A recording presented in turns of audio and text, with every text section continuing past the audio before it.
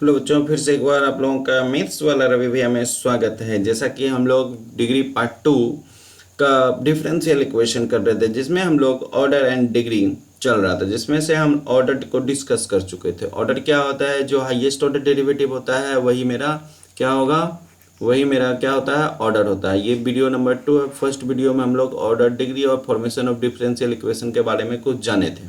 दूसरी बात, आज हम लोगों का दूसरा है डिग्री। क्या बच्चे? Degree. Degree of differential equation मतलब होता है क्या? तो इसको थोड़ा सा लिख देते हैं। डिग्री ऑफ डिफरेंशियल मतलब डिग्री हाईएस्ट, कौन सा? हाईएस्ट ऑर्डर डेरिवेटिव का, highest order derivative is called degree of differential equation. Highest order derivative power, sorry बच्चे यहाँ पर पावर, वही क्या होगा, डिफरेंशियल इक्वेशन होगा। लेकिन कहने के बाद तो जो भी पोलिनोमियल हो, पोलिनोमियल डेरिवेटिव इन्वॉल्व क्या होना चाहिए, एक बात इसमें याद रखना है, पोलिनोमियल, पोलिनोमियल डेरिवेटिव होना चाहिए। इसका मतलब क्या है? पोलिनोमियल डेरिवेटिव, ये जो इंग्लिश का लैंग्वेज है इसका मतलब समझिए सर। इसका मतलब के लिए आपको हम समझाते हैं, सुनिए। पहले डिग्री कहाँ कहाँ डिफाइन नहीं होगा, ये पॉइंट नोट कर लीजिए। हम कहाँ कहाँ पर बोलेंगे डिग्री नहीं डिफाइंड होगा। ऑर्डर हमेशा डिफाइंड होगा, ऑर्डर हमेशा डिफाइंड होगा। सबसे पहली बात कि डिग्री कहाँ डिफाइंड नहीं होगा, कहाँ डिफाइंड नहीं होगा। पहली बात, अगर e के पावर dy dx फंसा हुआ रह जाए तो इस कंडीशन में आपका डिग्री डिफाइन नहीं होगा। जो हम लोग डिग्री लिखते हैं ये डिफाइन नहीं होगा, वहाँ पर लिख देंगे नॉट डिफाइंड। क्या लिख देंगे? नॉट डिफाइंड, पहली बात। दूसरी बात, अगर कोई भी ट्रिकोनोमेट्री के एंगल में dy dx फंसा हुआ रह जाए उस समय भी आपका डिग्री डिफाइन नहीं होगा। दूसरी बात, यहाँ पर भी डिफाइन नहीं होगा। तीसरी बात क्या सर, अगर रूट के अंदर dy dx रह जाए, रूट के अंदर dy dx रह जाए तो भी आपका डी क्या होगा, डिग्री डिफाइन नहीं होगा। पहला किसके साथ? e के पावर dy dx, दूसरा साइन के साथ, या चौथी बात बच्चे लॉग के साथ भी अगर dy dx रह जाए तो भी आपका डिग्री डिफाइंड नहीं होगा। चार कंडीशन ऐसे बताएं जहां पर आपका डिग्री डिफाइंड नहीं होगा। सर ऑर्डर हमेशा डिफाइंड होगा, तो आपको बता दें ऑर्डर ऑलवेज डिफाइंड होता है, सिर्फ डिग्री डिफाइंड नहीं होता है। ठीक है। अगर आपको सोचने वाली बात बताएं तो आप ये बताएं कि differential equation, partial differential equation जब आप कर रहे हो, डिग्री पार्ट 1 में किए हैं, तो क्या वहां पर उसका ऑर्डर और डिग्री देखते थे? आप हमें कमेंट कर सकते हैं क्या पार्शियल ऑर्डर, ठीक है, पार्शियल ऑर्डर डिफरेंशिएशन जो होता है पार्शियल, तो क्या उसका ऑर्डर डिग्री डिफाइंड होता है? चलिए एक क्वेश्चन रहा, आप जो भी बच्चे वीडियो देख रहे हैं उसको जरूर एक बार देखें। तो चलते हैं आपका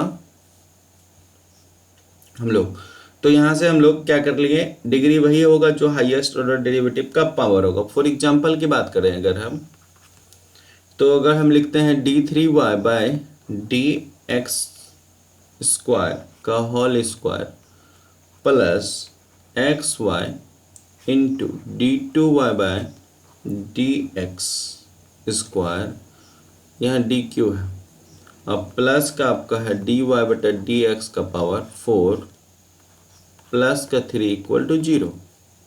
तो ध्यान से देखें, पहले तो इसका ऑर्डर बता दो। हाईएस्ट ऑर्डर डेरिवेटिव ये 3 वाला है तो ऑर्डर सर 3 हो गया।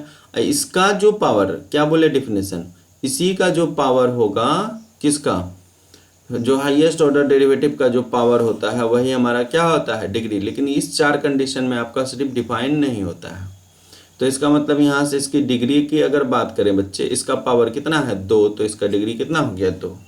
नेक्स्ट क्वेश्चन लेते हैं, sine dy dx equal to x. यहाँ तो dy dx फंसा हुआ रह गया, तो क्या सर यहाँ डिफाइन नहीं होगा? क्यों नहीं होगा? पहले तो आप इसको तो सॉल्व कर सकते हो। dy dx इक्वल टू क्या, साइन इनवर्स x नहीं लिख सकते हो?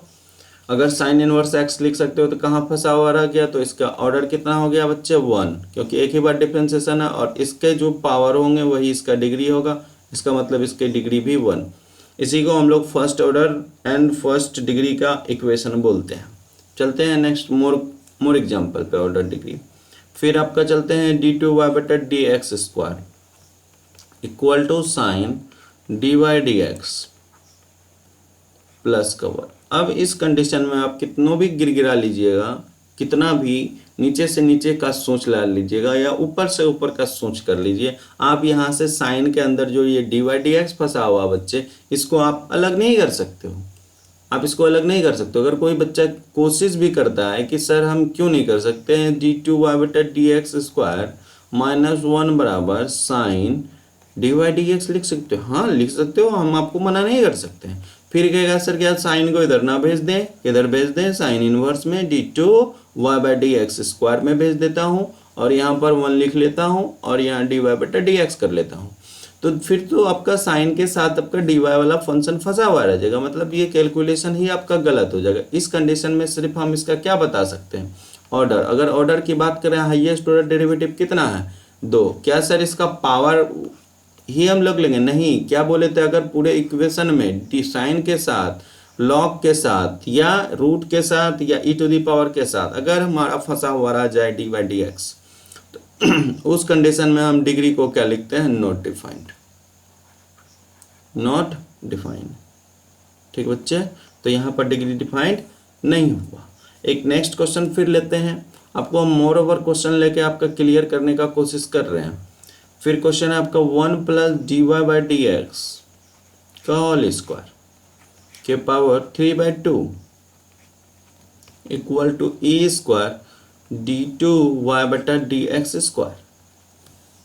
ठीक, क्या आप इसका डिग्री डिफाइन कर सकते हो, ऑर्डर डिफाइन कर सकते हो। देखो ये सब चीज़ रूट में फंसा हुआ है, तो सबसे पहले आप लोग इसका स्क्वायरिंग बोथ साइड करो।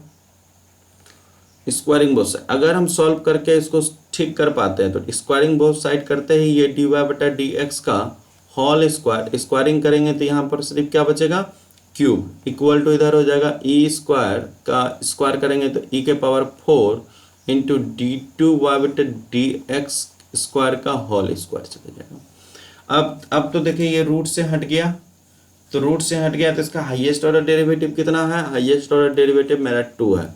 तो ऑर्डर बच्चे कितना हो गया, 2। डिग्री क्या होता है, हाईएस्ट ऑर्डर डेरिवेटिव का पावर, इसका जो पावर है कितना है बच्चे, 2, यानी डिग्री भी 2। यानी कि इस कंडीशन में हम बता पा रहे हैं कि इसका ऑर्डर और डिग्री कितना होगा। अब इसमें कोई कंफ्यूजन हो तो आप हमें क्वेश्चन जरूर कमेंट करें, हम उसका आंसर देने का कोशिश जरूर करेंगे।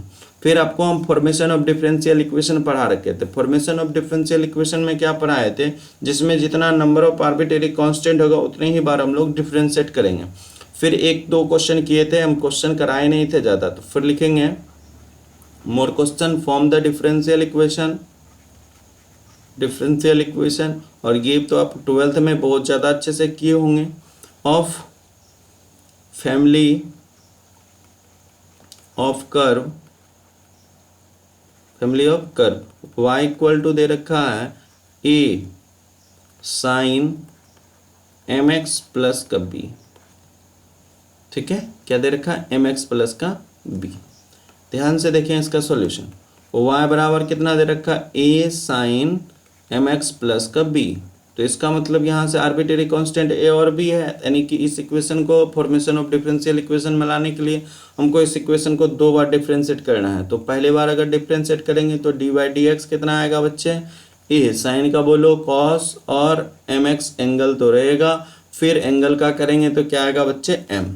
फिर एक बार और करना होगा तो d2y/dx² निकाल लो, तो a cos का बच्चे क्या हो जाएगा, इंटू का माइनस का साइन mx प्लस का b, m फिर एक m आएगा, m इंटू m क्या हो जाएगा बच्चे, स्क्वायर। तो d2y/dx² बराबर क्या हो गया यहाँ से, m² माइनस साइन के साथ a साइन mx प्लस का b, जो कि यहाँ से यहाँ तक फ्रॉम इक्वेशन 1 से देखें तो वो क्या मिल जाएगा, वो एक्चुअल में y है।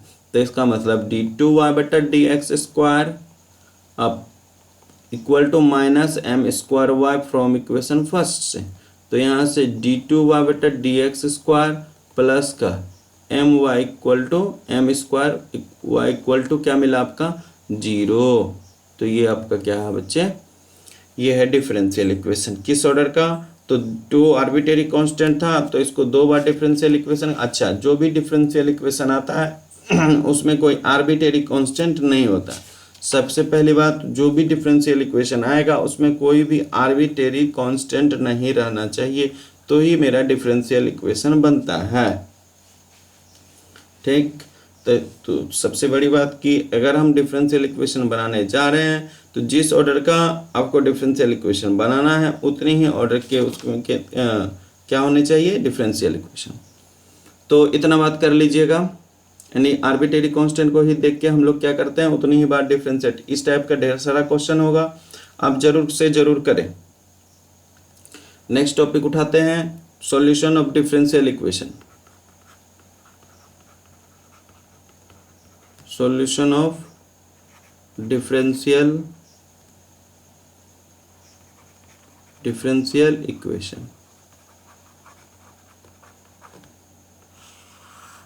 सॉल्यूशन ऑफ डिफरेंशियल इक्वेशन का मीनिंग समझे ले, क्या होता है पहले इसका बाय डेफिनेशन से इसका डेफिनेशन समझे। एफ अगर एक्स वाई, अगर इस टाइप का आपका डिफरेंशियल इक्वेशन है, डी वाई डी एक्स पहले भी बता चुके हैं, डी टू वाई बटा D x square dot dot dot d n y बटा डी एक्स के power n equal to 0 is differential equation of the family of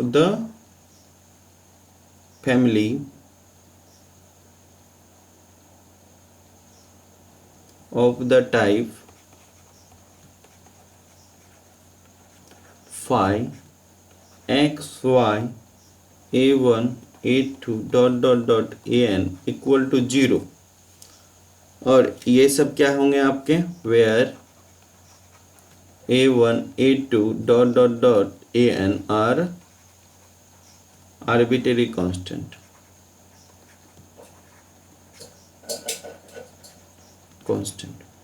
तो ये आपका क्या होगा, यही इसका सॉल्यूशन ऑफ डिफरेंशियल इक्वेशन होगा। और सॉल्यूशन ऑफ डिफरेंशियल इक्वेशन 2 प्रकार के होते हैं, इट इज टू टाइप।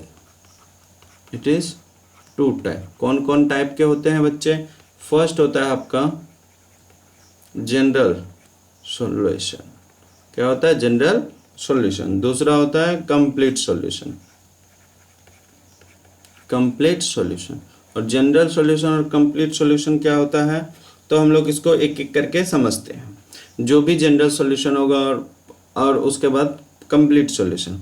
आपको बता दें, मेथड ऑफ अगर सॉल्यूशन की बात करें, मेथड ऑफ सॉल्यूशन, तो हम लोग क्लास 12 का ही आपको याद दिला दें। अगर पहली बात कि हम लोग पढ़े थे वेरिएबल सेपरेबल। क्या पढ़े थे? Variable separable method.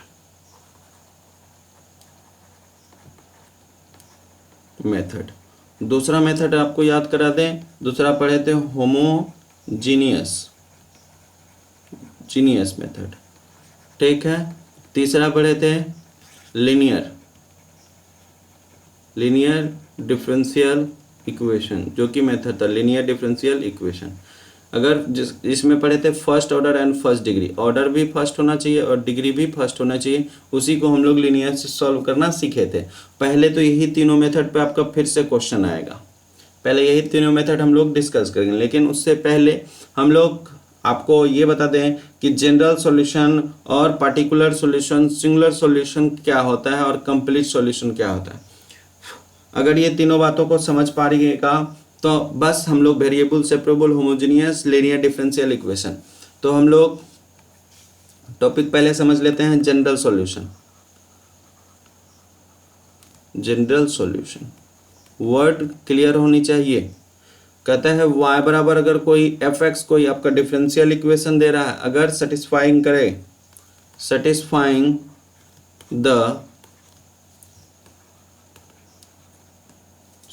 The differential equation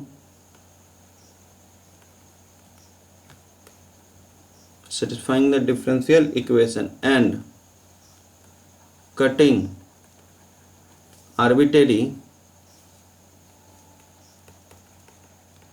arbitrary constant,